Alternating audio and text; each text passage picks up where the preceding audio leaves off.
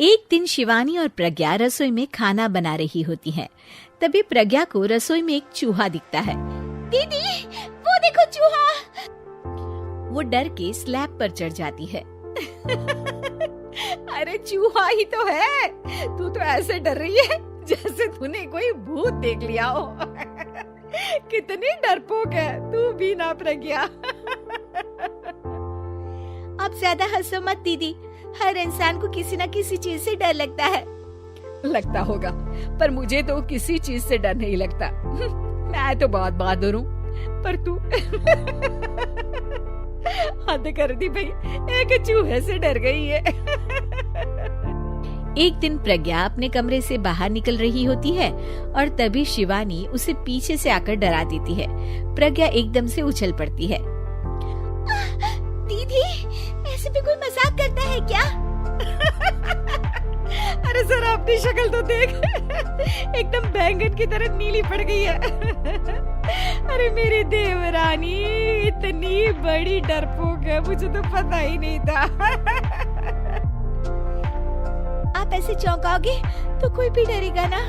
अरे नाना, कोई बहाना अब काम नहीं आएगा। आज से ना तुम्हारा नाम है डरपोक प्रज्ञा।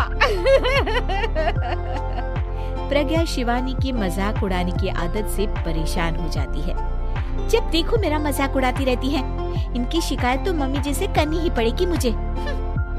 प्रज्ञा अपनी सास के पास जाती है और उन्हें सारी बात बताती है कि किस तरह उसकी जेठानी उसके डर का मजाक उड़ाती है। ओहो, तो बड़ी बहू को बड़ा घमंड है अपनी बहादुरी पर। कोई नहीं, अभी उसका घमंड तोड़ देते हैं। मेरे पास एक तरकीब है छोटी बहू, एक काम कर तू। ये तो बहुत अच्छा आइडिया है मम्मी जी। क्या बात है, आइडिया सुनकर लग रहा है कि आप अपने बचपन में काफी शरारती रही होंगी मम्मी जी। अब आएगा मजा मेरी बहादुर जेठानी जी को। प्रज्ञा अपनी जेठानी को डराने का एक प्लान बनाती है। रात में वो शिवानी के पास जाती है और कहती है, दीदी मुझे ना बहुत डर लग रहा है।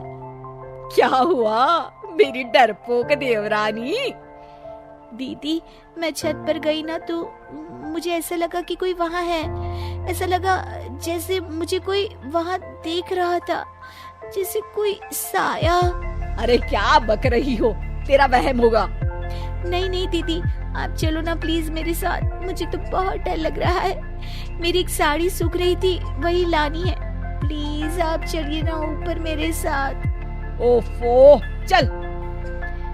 ले आ गए हम छत पर। कहाँ है भूत, दिखा, कहीं तो है नहीं। तभी प्रज्ञा चुपके से सीढ़ियों पर छुप जाती है और शिवानी छत पर अकेली रह जाती है। अरे प्रज्ञा, कहाँ चली गई? प्रज्ञा एकदम से सीढ़ियों का दरवाजा बंद कर देती है। अब शिवानी को डर लगने लगता है। मैं नीचे चली जाती हूँ। लगता है प्रज्ञा भी नीचे ही चली गई है।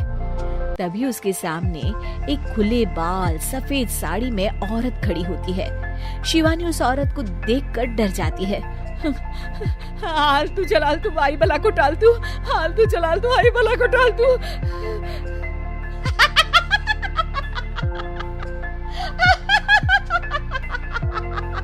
नहीं नहीं, मुझे छोड़ दो, भगवान के लिए मुझे छोड़ दो। नहीं नहीं नहीं नहीं नहीं नहीं नहीं, नहीं। मैं तुझे नहीं छोड़ूंगी, मैं तेरा खून पी जाऊंगी। तभी चुड़ैल की हंसी उसकी सास की हंसी में बदल जाती है।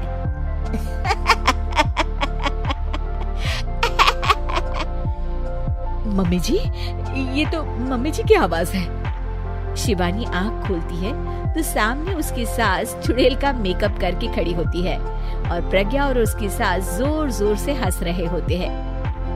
क्यों मेरी बहादुर जेठानी जी, आप तो कहती थी कि आप किसी से नहीं डरती। ये तुमने अच्छा नहीं किया प्रज्ञा। और सासू माँ, आप ही इसके साथ मिलकर। और नहीं तो क्या बहू, तुम अब मेरी छोटी बहू का ऐसे मजाक बनाओगी तो मुझे तो चुड़ैल बनना ही पड़ेगा ना। प्रज्ञा और उसकी सास और जोर जोर से हंसने लगते हैं और शिवानी गुस्से में नीचे चली जाती है।